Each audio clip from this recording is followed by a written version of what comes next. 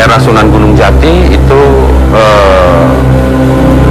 Cirebon ini sangat terbuka sekali, sehingga toleransinya tinggi. Sunan Gunung Jati juga pada waktu siar Islam itu tidak memakai atribut dari Timur Tengahnya begitu. Bahkan masjid-masjid kuno yang ada di Cirebon itu namanya juga tidak pakai nama Timur Tengah dari sana gitu ya.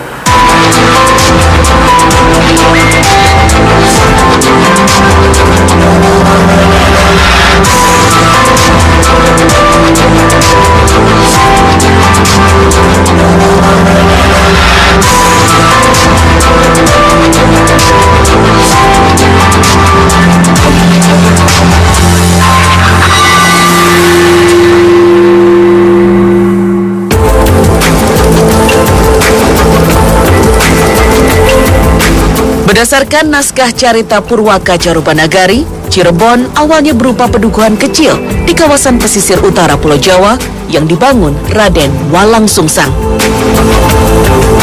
Halo, Kang.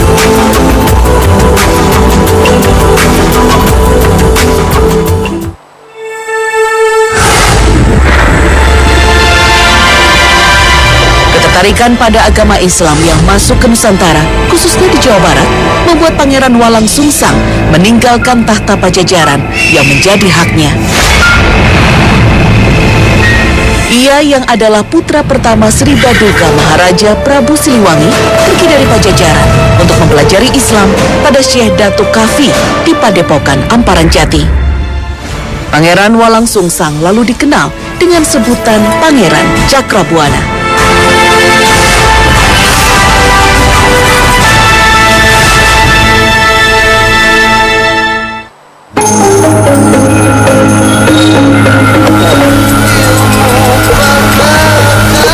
Salah satu munculnya nama Cirebon adalah berasal dari cerita Pangeran Cakrabuana yang waktu itu sedang menyaring air laut lalu mendapatkan banyak udang rebon. Kata cai dalam bahasa Sunda adalah air, lalu rebon dalam bahasa Jawa berarti udang kecil. Lalu bagaimanakah perkembangan kota Cirebon selanjutnya?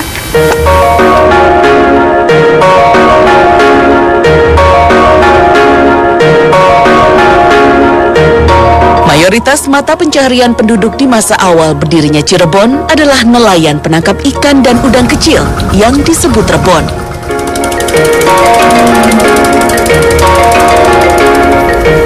Besarnya potensi laut yang ada membuat pedukuhan kecil di kawasan utara Pulau Jawa itu berkembang pesat menjadi kota pelabuhan yang ramai.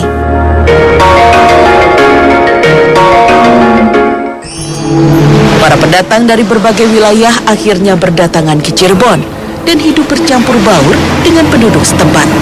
Cirebon lalu dikenal dengan sebutan Carubanagari. Satu versi lagi yaitu dalam manuskrip Purwaka Carubanagari yang ditulis oleh Pangeran Arya Cirebon pada tahun 1720.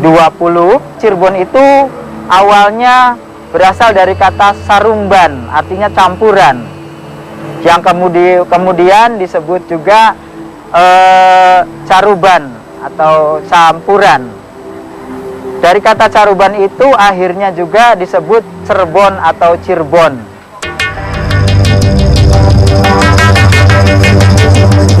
Kemajuan Cirebon di bawah kepemimpinan Pangeran Cakrabuana diiringi dengan pembangunan berbagai infrastruktur pendukungnya, termasuk pendirian keraton pertama Pakungwati, serta membentuk pemerintahan di tahun 1430 Masehi.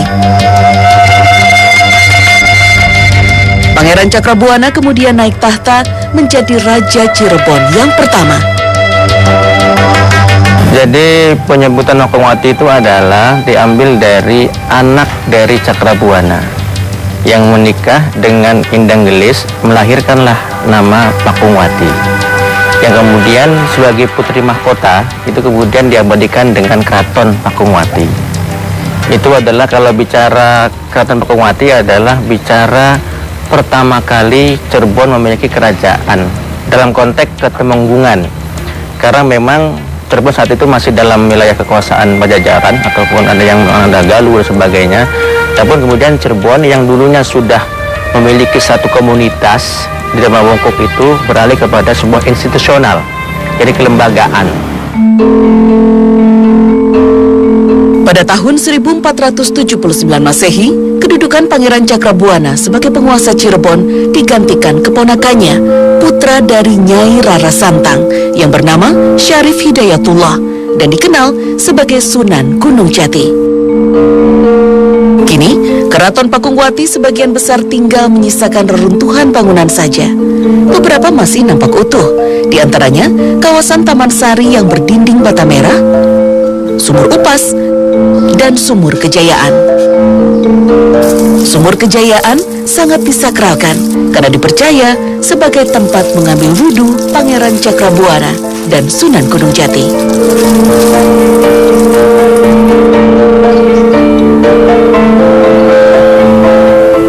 Pada wilayah Keraton Pakungwati Cirebon terdapat sebuah halaman yang tidak dapat dimasuki oleh kaum wanita, yaitu area Sumur Kejayaan serta petilasan Pangeran Cakrabuana dan Sunan Gunung Jati. Hal ini dimaksudkan agar kaum wanita dan pria tidak bercampur satu sama lain. Namun untuk wanita dibuatkan sumur khusus, yaitu Sumur Bandung dan juga Paseban.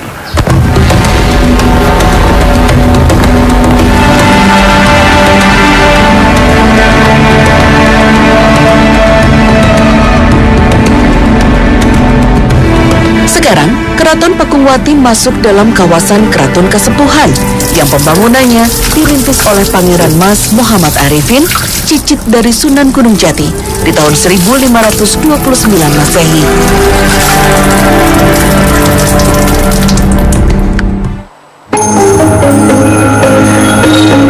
Sebenarnya kenapa sih Pak wilayah Keraton Kasepuhan ini berada di dalam area Keraton Pakungwati?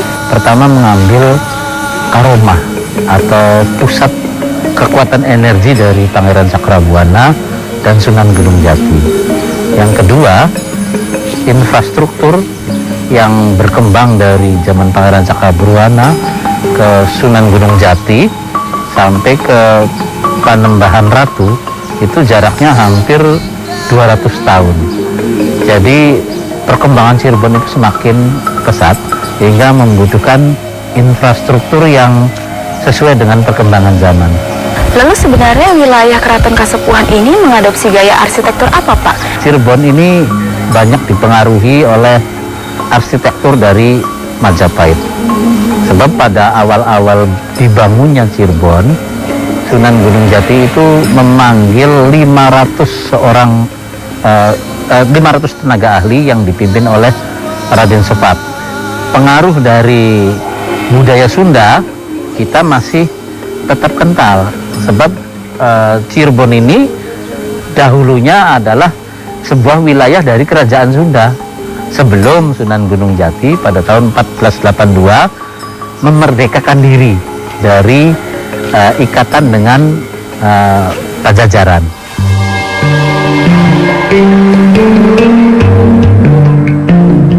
Keraton Kasepuhan terbagi menjadi 3 halaman. Pada halaman pertama atau Siti Hinggil, kita akan menemukan bangunan yang semasa dengan Keraton Pakungwati. Beberapa gaya arsitektur dengan ornamen yang berbeda-beda masih nampak jelas di sini.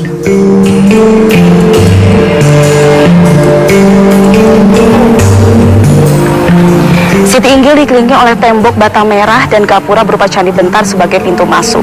Gapura ini mendapatkan pengaruh dari gaya arsitektur Hindu. Lalu di tiap pilar di atas tembok terdapat candi laras. Candi berarti tumpukan, laras artinya sesuai.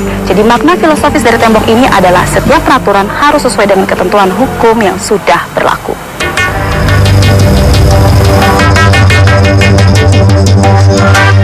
Keberadaan Linggayoni pada keraton yang Islami mengundang rasa penasaran saya. Apalagi Linggayoni adalah simbol dari agama Syiwa atau Hindu dan sebagai bentuk pemujaan terhadap kesuburan. Lalu apakah ini menjadi wujud toleransi beragama di masa lalu? Sungguh menarik untuk dipelajari.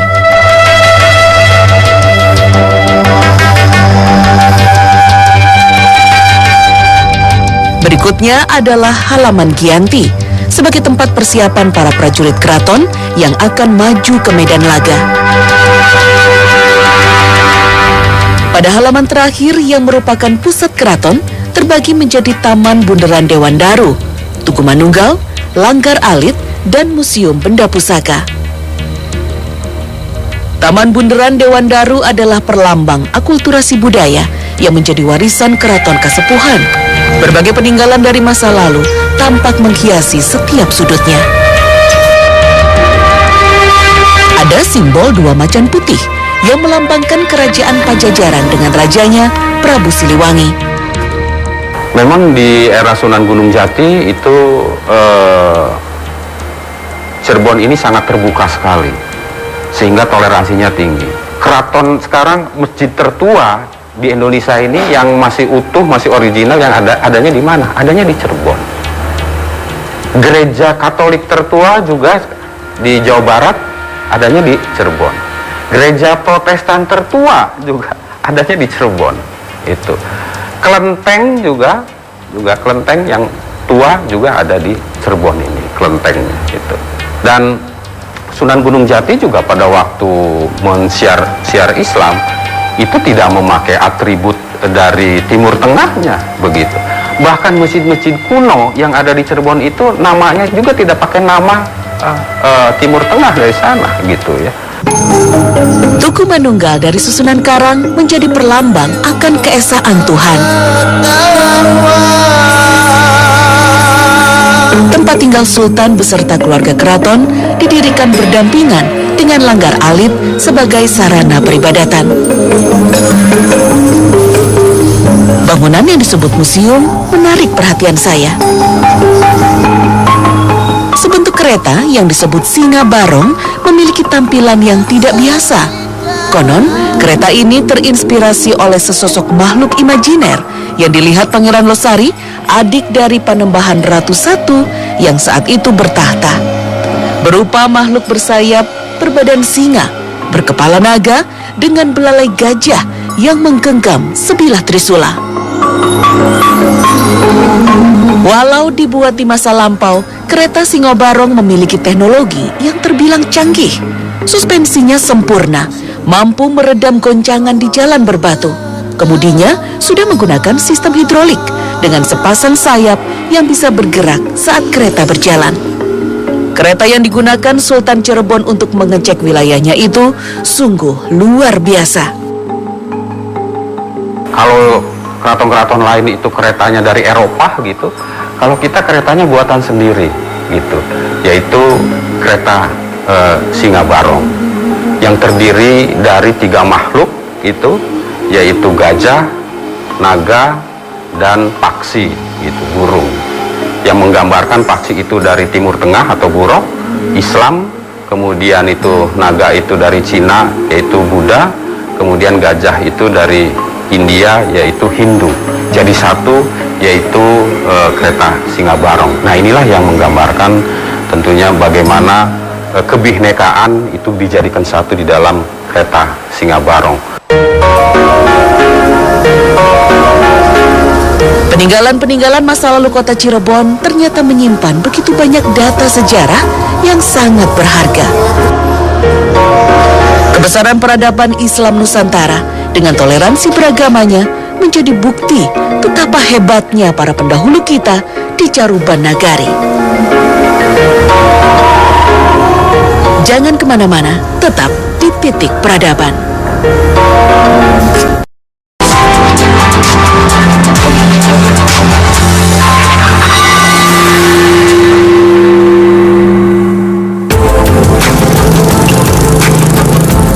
Masjid Agung Sang Cipta Rasa dikenal juga sebagai Masjid Agung Kasepuhan.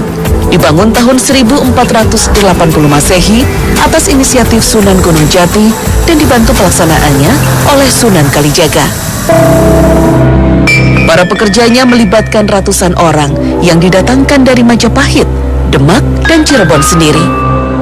Sunan Gunung Jati bahkan memboyong seorang arsitek Majapahit bernama Raden Sepat untuk merancang masjid bersama Sunan Kalijaga. Sebagai pusat penyebaran Islam di Jawa Barat, Cirebon tentu saja membutuhkan infrastruktur penunjang syiar dan dakwah. Apalagi umat Islam Cirebon meningkat sangat pesat sehingga membutuhkan tempat ibadah yang lebih besar. Alhamdulillah Masjid Agung Sang Cipta Rasa ini tiang-tiangnya masih asli. Bahkan yang soko-soko yang 8 meter ini masih tegak berdiri ini. Yang susah dicarinya lagi pohon yang 8 meter tanpa cabang, tanpa mata, begitu ini masih tegak berdiri. Termasuk Soko Tatal buatan Sunan Kalijaga, terdiri dari serpihan kayu, ini masih tegak berdiri juga, jadi satu yang namanya Soko Tatal ini. Halaman Masjid Agung Cirebon dikelilingi tembok pagar dengan 6 pintu masuk berbentuk mirip gapura paduraksa. Masjid awalnya diberi nama Masjid Agung Pakungwati sesuai dengan inskripsi yang ada di sisi kiri masjid di antara tiang-tiang penyangganya. Namanya lalu diubah menjadi Masjid Agung Sang Cipta Rasa. Sang Cipta Rasa itu artinya ketika masjid ini dibangun sekitar 1480 di Demak juga itu minta dibangun masjid. Pembangunan Masjid Sang Cipta Rasa itu sebetulnya sudah jadi, hanya tinggal mengarahkan ke pengimamannya. Nah, setelah Masjid Demak selesai, pembangunan mimbarnya, mihrabnya itu disamakan. Jadi arah hadap ke kiblatnya itu bersamaan diukur oleh Sunan Kalijaga. Makanya masjid ini dinamakan Masjid Sang Cipta Rasa. Ada yang menyebut maknanya sudah tercipta belum dirasakan, artinya belum digunakan. Pada perkembangannya, Masjid Agung Sang Cipta Rasa menjadi salah satu pusat syiar Islam Nusantara. Disinilah Dewan Wali yang berjumlah 9 orang atau Wali Songo melakukan pertemuan-pertemuan rutin, membahas strategi dakwah dan permasalahan-permasalahan yang ada di masyarakat. Konon, di masa awal pembangunan masjid sebagai sarana ibadah, terjadi peristiwa aneh yang meneror warga.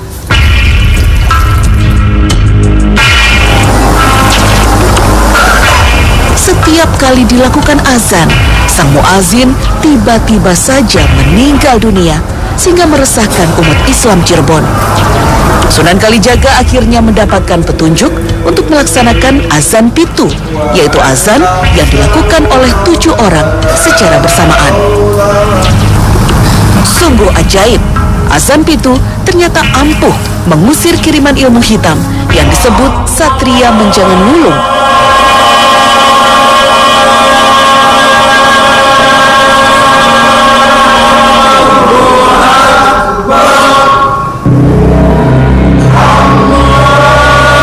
Masyarakat Cirebon pun kembali normal.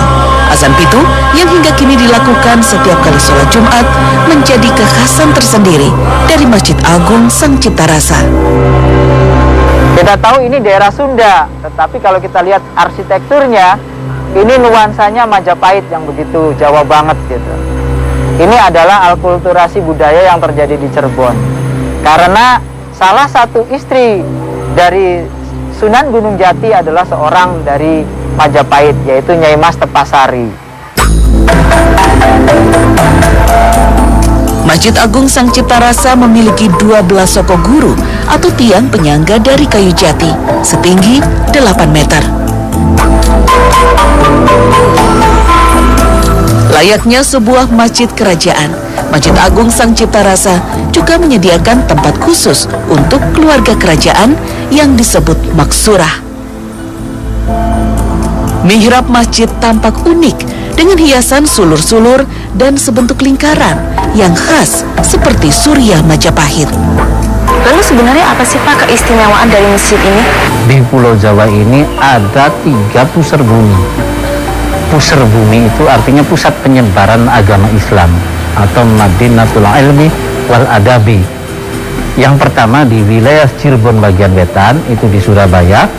Di wilayah Jawa bagian Madya, itu di Demak.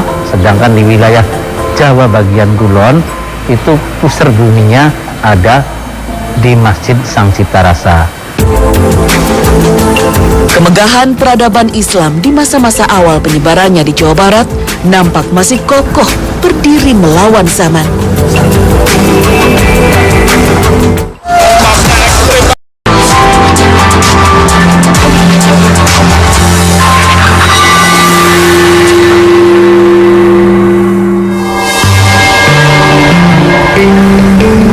Lokasi bersejarah Cirebon lainnya yang juga menarik untuk dikunjungi adalah Taman Sari Sunyaragi yang berlokasi di Kelurahan Sunyaragi, Kesambi. Nama Sunyaragi berasal dari kata sunya yang artinya sepi dan ragi yang bermakna raga. Sunyaragi dibangun oleh Pangeran Kararangen yang disebut juga Pangeran Arya Carbon sebagai tempat peristirahatan dan bermeditasi bagi Sultan Cirebon dan keluarganya.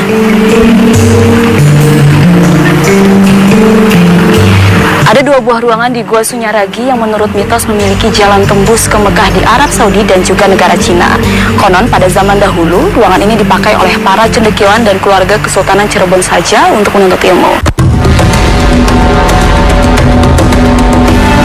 Kompleks Taman Sari Sunyaragi terbagi 2 bagian, yaitu pesanggerahan dan bangunan berupa goa.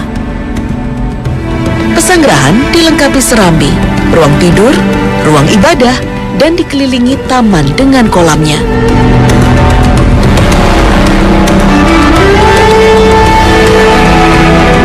Bagian luar kompleks bermotif batu, karang, dan awan. Gerbang luar berbentuk candi bentar dan pintu dalamnya padu raksa. Ada juga penjelasan mengenai namanya Wadasan dengan Megamendung ini diceritakan sebagai bentuk pelajaran bagi keagamaan, khususnya ketauhidan kita, bahwa ketika kita sudah berislam harus mempunyai dasar tauhid yang keras seperti batu cadas untuk menjemput awan kemuliaan atau awan barokah yang disebut dengan dilambangkan dengan Megamendung.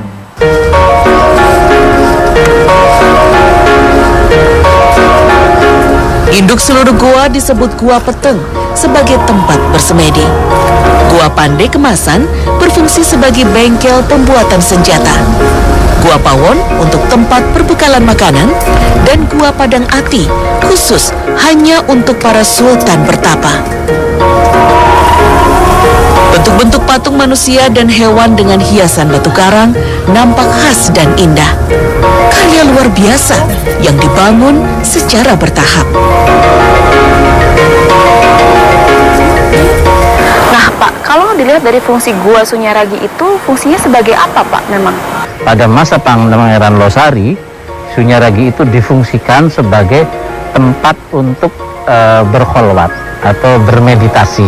Nah, kemudian Sunyaragi dilanjutkan pembangunannya oleh Pangeran Amir Shidik atau dikenal dengan Sultan Muhammad Sofiyuddin. Sultan Muhammad Sofiyuddin melakukan perombakan besar-besaran, dibangun menjadi sebuah base camp bentuk perlawanan melawan penjajah Belanda. Tapi sebelum niatnya terlaksana, ada seorang arsitek dari Tiongkok yang disewa oleh Sultan Matangaji atau Sultan Muhammad Sofiyuddin untuk membangun gua ini, membocorkan rahasia itu kepada Belanda, sehingga pemerintah kolonial sendiri itu menyerang Gua Sunyaragi, membombardir hingga luluh lantak.